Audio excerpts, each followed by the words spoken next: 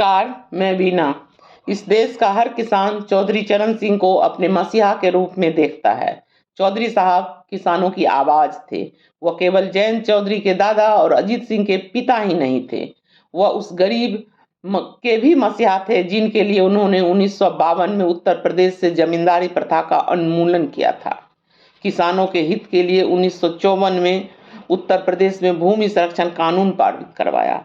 चौधरी साहब की विरासत कई जगह बटा हुआ है, उसमें से हो सकता है कि जयंत चौधरी का राष्ट्रीय लोकदल भी एक हो, परंतु हकीकत यह है कि आज जितना भी जनता दल परिवार की पार्टियां हैं, चाहे वो किसान उड़ीसा का बीजू जनता दल हो, बिहार का आरजेडी जेडीयू हो, चौटाला साहब का लोकदल हो या अखिलेश का समाजवादी पार्टी, सब के सब चरण सिंह के ही विरासत है।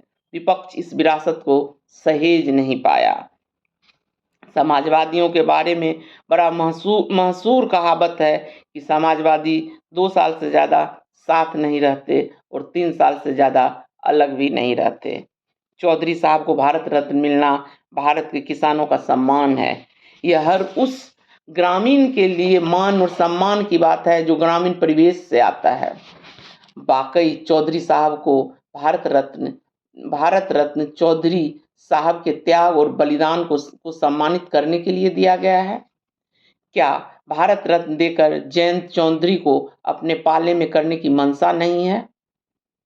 दरअसल भारत रत्न का सम्मान देकर सरकार यह सौदा करना चाहती है कि जयंत सिंह यह भूल जाएं कि तुगलक रोग स्थित उनके पिता के आवास से सामान किसने फेंकवाया था, जयंत चौधरी पर किसने लाठीचार्ज करवाया था। पुलिस वाले ने तो उनका कॉलर भी पकड़ लिया था। आखिर 700 किसानों की शहादत के बदले चौधरी साहब को भारत रत्न दिया जाता है। एक सौदा नहीं तो क्या है।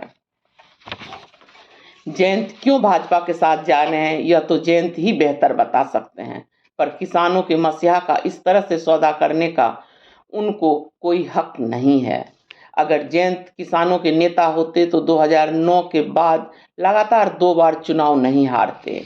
हो सकता है कि उन्हें मंत्री भी बनाया जाए, हो सकता है कि उन्हें राज्य मंत्रिमंडल में भी 2 मंत्री बनाए जाएं, पर उन सवालों का जवाब आने वाले दिनों में देश की जनता को मिल जाएगा। परंतु 2019 में कितने सहयोगियों को मोदी जी ने मंत्री बनाया था, यह तो पूरा देश जानता है। तो क्या जयंत नहीं जानते हैं? अपने ही सहयोगियों शिवसेना, जेडीयू और अकाली दल का क्या हर्ष किया गया, यह जयंत भी तो जानते हैं। हो सकता है भाजपा के साथ जाने का उनका ईडी, सीबीआई और इनकम टैक्स का भय हो, परंतु सवाल अभी भी यही है कि भारत रत्न का यह अपमान क्यों? नरसिंह राव के बारे में क्या नहीं कहा तत्कालीन भाजपा के नेताओं के द्वारा। एक से एक घोटाले का नाम गिनाया गया, मसलन सेंट किस्ट घोटाला, लखू भाई पाठक धोखाधड़ी केस, हर्षद मेहता का घोटाला और झारखंड मुक्ति मोर्चा के सांसदों को वोट के बदले रिश्वत देने जैसे एक से एक घोटाला भाजपा गिनवाती रही। नरसिंह राव को सबसे भ्रष्ट प्रधानमंत्री कहा गया। दबी जमान में बहुत से भाजपाई बाबरी मस्जिद विध्वंस का श्रेय भी नरसिंह राव को ही देते रहे। आज भी देश में जो कांग्रेस की हालात है, कांग्रेसी नेता भी उसकी जिम्मेदारी उसी नरसिंह राव को देते हैं, क्योंकि उनके ही काल में कांग्रेस का कई फार हो गया था। जिस नरसिंह राव को भाजपा भ्रष्टतम प्रधानमंत्री कहती रही, उनको भारत रत्न देना क्या राजनीतिक अवसरवादिता नहीं है? क्या भाजपा के द्वारा आंध्र प्रदेश और तेलंगाना में अपने पैर जमाने का प्रयास तो नहीं है? क्या केसीआर और चंद्रबाबू नायडू को भी भाजपा के साथ लाने के लिए यह पहल तो नहीं है किया गया है? भाजपाई कांग्रेस के जिस 70 साल बनाम 9 या 10 साल का नारा देते हैं, उसमें से 5 साल नरसिंह राव सरकार का भी है। तो एक समय में नरसिंह भ्रष्ट थे और अब वो भारत रत्न है, तो समझना यह जरूरी है कि भाजपा का डर कांग्रेस नहीं, गांधी परिवार है। भले भाजपा लाख आरोप नरसिंह राव पर लगाए, पर आज राजनीतिक रोटी सेकने के लिए उनको भारत रत्न दे रही है। हकीकत यह है कि जो आर्थिक सुधार नरसिंह राव ने शुरू किया था, कालांतर में वह खूब पुष्पित और फलवित हुआ।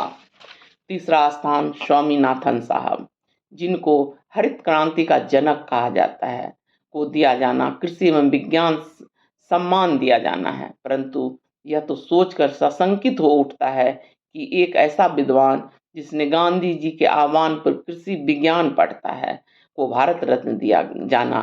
भाजपा तमिलनाडु में अपना खाता खोलने का प्रयास तो नहीं कर रही है। एआईएडीएमके के एक धड़े को खुश करके अपने पाले में लाना तो नहीं चाह रही है। क्या यह भी एक सौदा है? 1-2 दिन में पता चल जाएगा।